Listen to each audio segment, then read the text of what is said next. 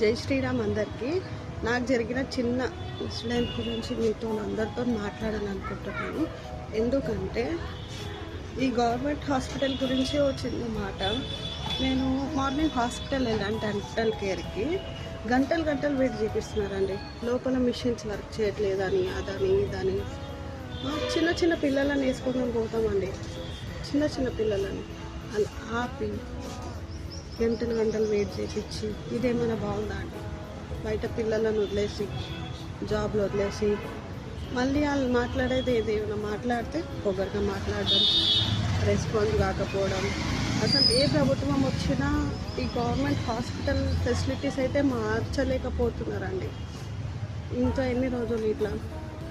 ఏ ప్రభుత్వం వస్తే హాస్పిటల్స్ మారుతాయి?